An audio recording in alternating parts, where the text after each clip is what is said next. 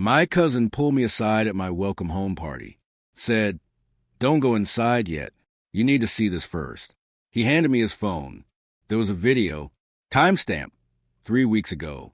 Location, my house, my bedroom. And in that video, my wife, with my brother.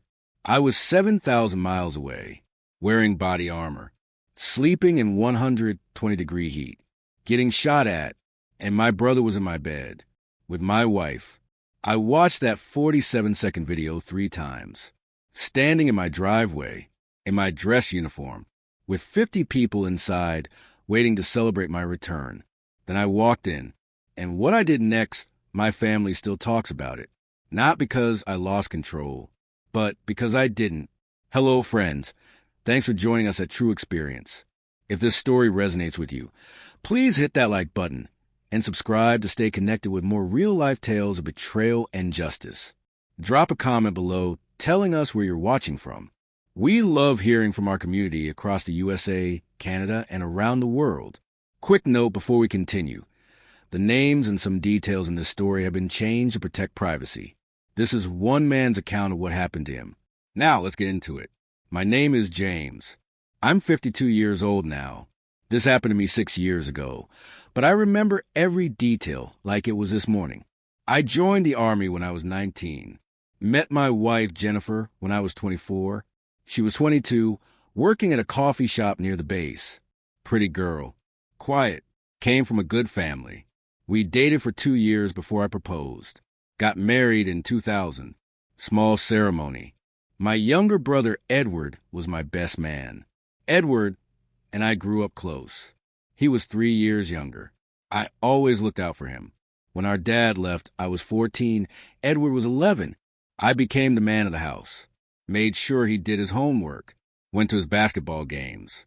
Helped him get his first job. When Jennifer and I got married, Edward was part of our family. Had dinner at our house twice a week. Borrowed my tools. Called me when he needed advice. Jennifer couldn't have children. We found out in 2003 she had endometriosis. The doctors said it was severe. We tried treatments for 3 years. Spent our savings on it. Nothing worked. By 2006, we'd accepted it. No kids. It hurt Jennifer more than she said. I could see it in her eyes whenever we visited friends with babies. I did 3 deployments. First one in 2004, Iraq. 9 months. Jennifer handled it okay. Wrote me letters every week. When I came home, she'd lost weight, looked tired, but she was waiting at the airport with a sign. Second deployment, 2009, Afghanistan. 7 months. That one was harder on her. She started seeing a therapist. I called when I could. Emails mostly. She seemed distant in her replies, but I figured it was the stress. Edward got married in 2011. Woman named Tasha. Nice enough. They had a son in 2012. Jennifer went to the hospital when Tasha gave birth. Held the baby. Came home and cried for 2 hours. Didn't say much after that. Just went to bed. My third deployment came in 2018. This one was supposed to be my last before retirement. 8 months in Afghanistan. Training local forces. I was 46 years old. Getting too old for this. Jennifer was 44. We'd been married 18 years. Before I left, Edward came over. Helped me pack. Said he'd check on Jennifer while I was gone. Cut her grass. Fix anything that broke. I thanked him. Shook his hand. He looked me in the eye and said, "You don't need to worry about anything here.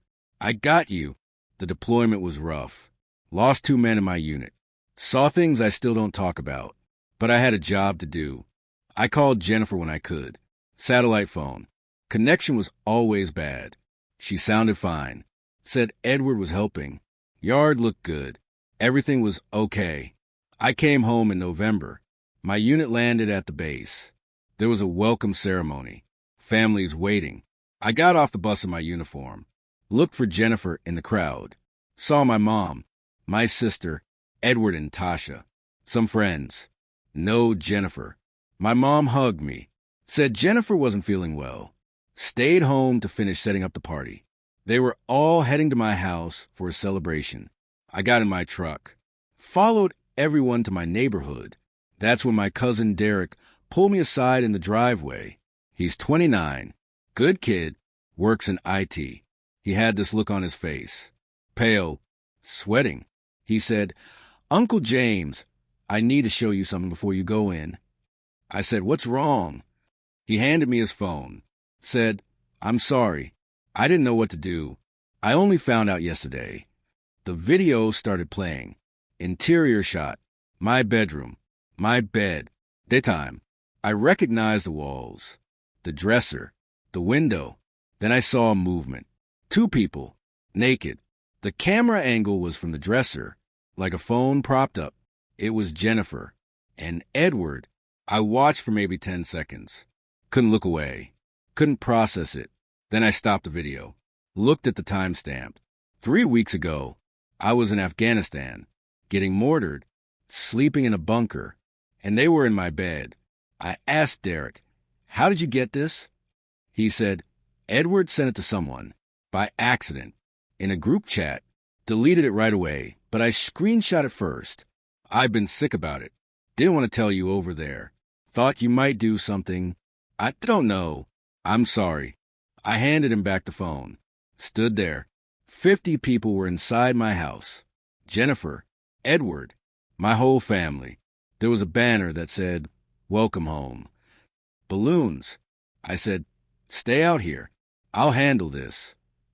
Derek asked if I was okay. I didn't answer. Just walked to the front door.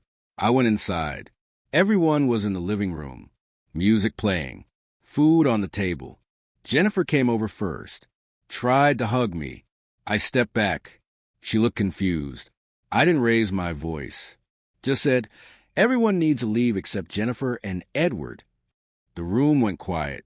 My mom asked what was wrong. I repeated myself. Same tone. Same volume.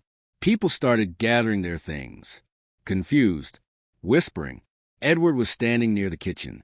Wouldn't look at me. Jennifer's face went white. It took 5 minutes for everyone to leave. My mom tried to stay. I told her I needed her to go. She hugged me and left. Then it was just the 3 of us. I sat down on the couch. Looked at Edward.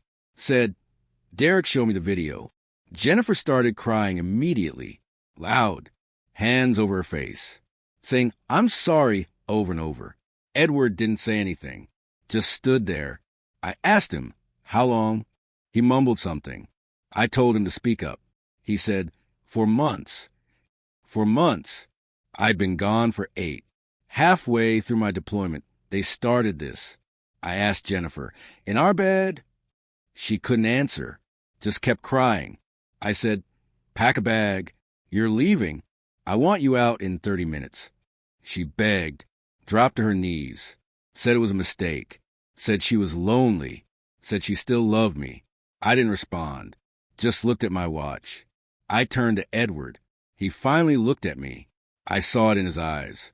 Guilt, but something else too. Resentment, like he thought he deserved this. Deserved her. I asked him, "Anything you want to say?" He said, "I didn't plan for it to happen." I stood up. He flinched. I didn't touch him. Just said, "Get out of my house." He left. Didn't even look back. Jennifer packed. Kept apologizing. Kept trying to explain. I sat on the couch. Silent. She left after 40 minutes. Went to her sister's. I sat in that house alone. Didn't eat the food. Didn't take off my uniform. Just sat there until midnight. The next day, I called a lawyer. Filed for divorce. Virginia's a no-fault state, but adultery still matters for some things. My lawyer said the video would help. I told my family what happened. My mom cried. Said she couldn't believe Edward would do that. My sister was furious. Called him. Screamed at him. He stopped coming to family events. Tasha left him 2 months later. Took their son. Filed for divorce too. Turned out I wasn't the only one he betrayed. There were others. Tasha found messages. Jennifer tried to reconcile. Called. Texted. Showed up at the house. I didn't engage. Changed the locks. Told her to communicate through lawyers. The divorce finalized in 2019. She got almost nothing. I kept the house. My pension stayed mine. She'd signed a prenup back in 2000. Didn't think much of it then. It saved me now. Edward tried to reach out once. Sent me a letter. Said he was sorry. Said he was messed up. Said he hoped I'd forgive him someday. I threw it away. Haven't spoken to him since. I retired from the Army in 2020. 26 years of service. Stayed in my house. Quiet neighborhood. I fish now. Work part-time at a hardware store. Sleep better than I have in years. Last year, Edward showed up at my mom's 75th birthday. First time I'd seen him in 5 years. He looked rough. Gained weight. Thinning hair. Alone. He tried to talk to me. I walked away. My sister told me later he's been struggling. Lost his job. Living in a small apartment. Hasn't seen his son much. Tasha won't let him.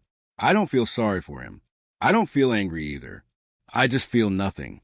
Jennifer remarried in 2022. Someone she met online. They moved to North Carolina. I heard through mutual friends.